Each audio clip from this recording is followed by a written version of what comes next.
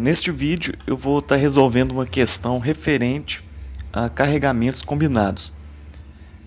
E será essa questão aqui Q1. Nós também vamos precisar desse formulário. E esse formulário aqui, na medida que a gente for precisando dessas fórmulas, eu volto aqui e vou mostrando as fórmulas que vamos utilizar. E se necessário, eu explico elas. Então aqui está os dados do exercício que nós vamos precisar. Eu confesso que na época eu imaginei que ia ser algo bastante complicado de resolver, mas não é. A maioria dos erros acaba que é por falta de atenção, então vou tentar detalhar o máximo possível para você que está acompanhando poder ver que não é coisa de outro mundo essa questão de carregamentos combinados. E o primeiro passo aqui é determinar todos os carregamentos e suas distâncias em relação ao marco zero, que seria onde o corte foi definido, que é nesse ponto S. Particularmente eu gosto de refazer o esboço do desenho, determinando as forças concentradas e as distâncias para facilitar a minha visão do que está acontecendo no ponto onde o exercício pede para determinar as tensões. E uma dica que eu vou dar aqui para vocês é que quando for resolver esse tipo de exercício é fazer uma tabela como essa que eu vou mostrar. Então aqui vocês colocam os tipos de força que pode acontecer. Por exemplo, aqui no eixo X você vai ter a força normal, aqui a cortante em Y, cortante em Z, a torção, momento em Y, momento em Z. E aqui em cima você coloca todos os tipos de forças que está sujeito ao o que você estiver estudando. No caso aqui eu estou estudando essa placa, então aqui eu coloco as forças que foram dadas no exercício. Na primeira fileira, que é essa fileira normal, eu venho aqui no desenho e vejo o que essa força P está causando aqui no ponto. No caso, a força P ela está causando uma compressão de menos 16. Depois eu olho a força resultante do vento. No caso, como eu estou olhando em relação a este eixo X, então essa força resultante aqui, ela não vai causar nada de compressão ou tração. Depois eu venho na força referente ao T1, que ocorre a mesma coisa, ela não causa nem compressão e nem tração. E o T2 a mesma coisa. E eu faço isso para cada linha, prestando bastante atenção na força e no eixo que eu estou observando. Então, a cortante em Y ela vai ficar assim. Referente à força P, que seria essa aqui, é 0. Referente à força resultante, que está no eixo Z, é 0. Então a cortante aqui seria causado apenas pelo T1 e pelo T2. Não esquecer aqui de colocar os sinais negativos e positivos. Aqui você segue pelo eixo mesmo, quando for o contrário ao eixo, negativo, quando for favorável, positivo. Então depois faz a mesma coisa para a cortante em Z.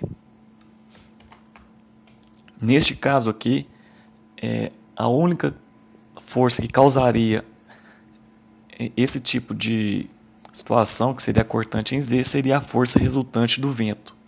No caso aqui, como está no mesmo sentido do eixo Z, aqui fica positivo. A torção em X, observando o desenho, nós podemos ver que apenas essa força resultante, o FR aqui, causa torção. Como ela está na direção de Z e possui uma distância em Y, ela tem esse efeito. Já o T1 e o T2 está na direção de Y, porém ela não tem nenhuma distância em Z. Então, por isso, é zero. O P, como está na mesma paralelo a X, também não vai causar nenhuma torção. Então, preenchendo a tabela com esses valores, nós vamos ter esse resultado aqui, zero, referente à força P, a T1 e a T2. Então, para determinar a torção, é só pegar a força FR e multiplicar pela distância que nós vamos obter esse resultado. O momento, nós vamos fazer a mesma coisa que nós fazemos na torção, olhando as forças e a distância em relação ao eixo que nós estamos estudando e preencher a tabela.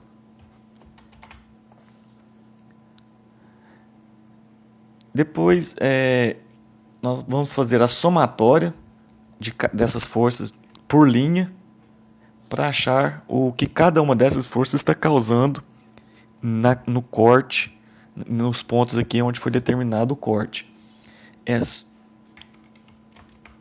Só para ilustrar melhor, eu vou colocar as reações que essas forças causaram aqui nesse ponto.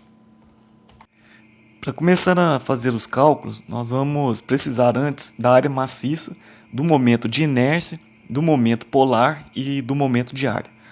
Como na questão nós temos uma circunferência, então nós vamos utilizar essas duas aqui para estar encontrando a área e o momento de inércia.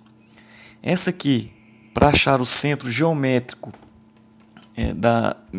de meia circunferência, que nós vamos precisar para estar encontrando o momento de área, e essa última aqui para encontrar o momento polar, que é usado apenas quando nós temos uma circunferência. O momento polar ele vai ser somente a somatória dos momentos de inércia de y e z. Como é uma circunferência, então, independente dos lados vai ser igual.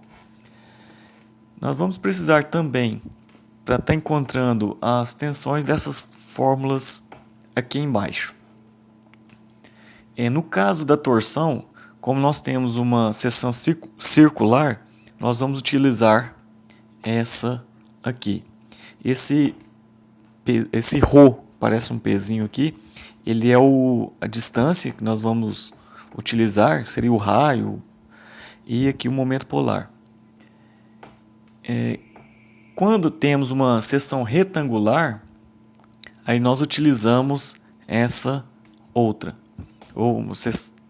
No caso, quando tem uma seção do tipo I ou H, nós consideramos que a torção é zero.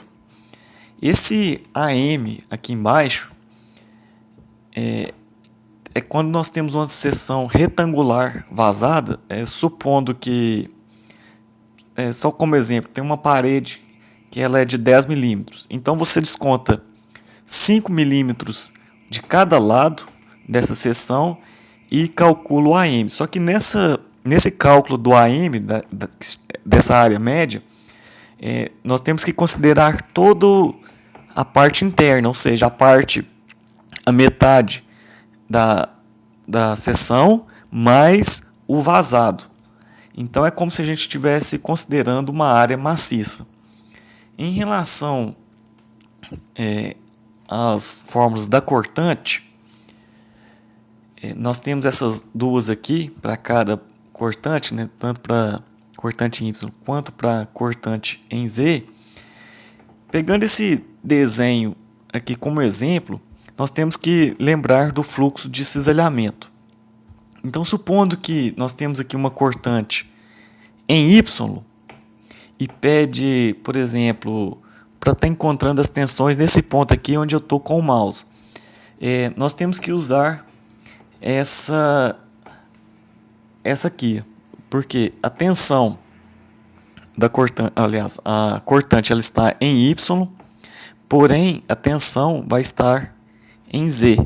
Então nós pegamos a espessura de TY, porém o fluxo vai indicar que está em XZ. Agora, supondo que pede um ponto aqui na alma. Então, nós vamos utilizar essa fórmula aqui, porque aí nós vamos ter uma cortante em Y e o fluxo de cisalhamento também vai estar em Y. Então vamos ter a cortante Y e a espessura TZ. Se tiver muito complicado de entender e tiver pelo menos aí uns 10 pedidos aí nesse vídeo, eu faço um vídeo utilizando uma seção I ou seção H. Então agora nós podemos voltar para a questão. Aqui estão os cálculos iniciais. Lembrando que como a área ela é vazada, então nós temos que descontar essa área em todos os cálculos, que é só considerar o raio maior menos o raio menor nas contas. O que pode gerar um pouco de dúvida é em relação a esse momento de área aqui. Mas é só considerar como se a área fosse total, como se ela fosse maciça, e depois descontar a área vazada. Acho que fora isso, o restante dessas contas aqui não tem nada de muito diferente não. Para calcular as tensões, nós vamos utilizar aquelas fórmulas que eu mostrei antes, começando pela tensão normal. É somente pegar aquela força normal que nós encontramos, da somatória, que vai ser de menos 16 kN, e dividir pela área. Não esquecer de passar o kilonewtons para newtons. E nós já encontramos o resultado em MPa. Como ela é uniforme em toda a peça, então independente do ponto, se é o A, se é o B, independente da distância que esses pontos estiverem do centro, a tensão ela vai ser a mesma. Para os momentos, como eu já fiz um vídeo referente a isso, eu vou deixar na descrição aqui embaixo. Caso alguém tenha alguma dúvida, é só ir lá e dar uma conferida no vídeo. Eu não vou detalhar muito, até porque esse vídeo vai ficar um pouco grande. Esses momentos, se você já tiver uma boa noção, já dá até para resolver direto. Mas como didática eu vou deixar em função de Z e de Y.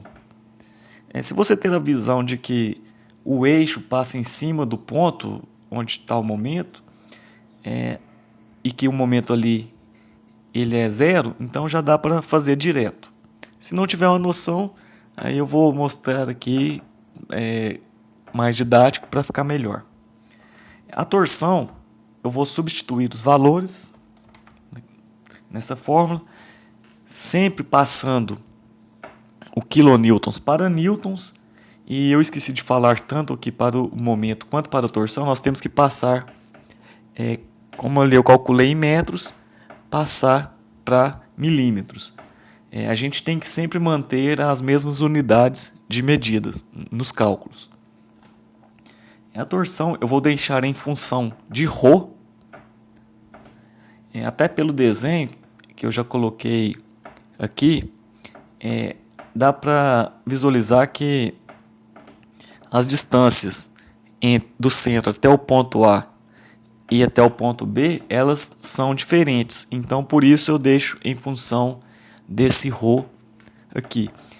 Porque se a gente for notar, quanto mais distante for dentro do ponto, a tensão ela vai ser maior. Para as cortantes, como eu disse antes, nós temos que lembrar do fluxo de cisalhamento.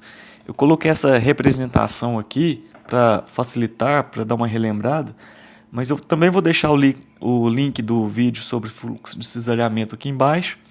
Caso alguém tenha uma dúvida, é só ir lá e assistir.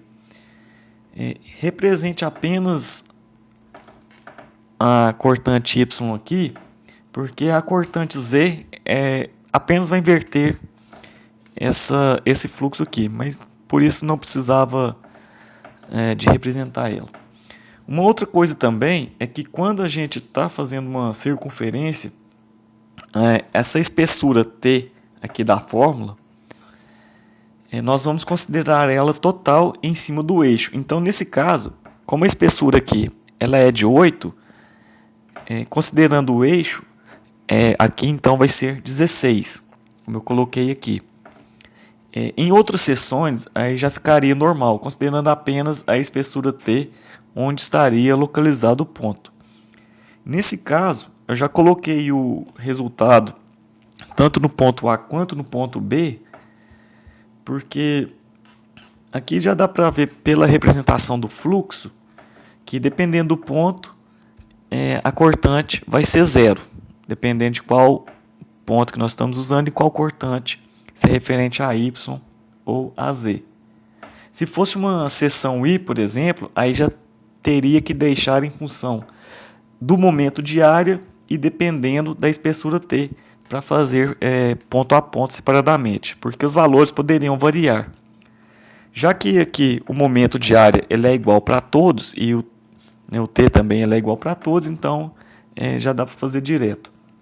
Se numa seção I, por exemplo, a seção T for igual, aí você pode deixar apenas o momento de área, aliás, em função apenas do momento de área. Começando pelo ponto A, a tensão normal nós já calculamos antes. Independente do ponto, vai ser o mesmo valor para todos. A tensão referente ao momento em Y.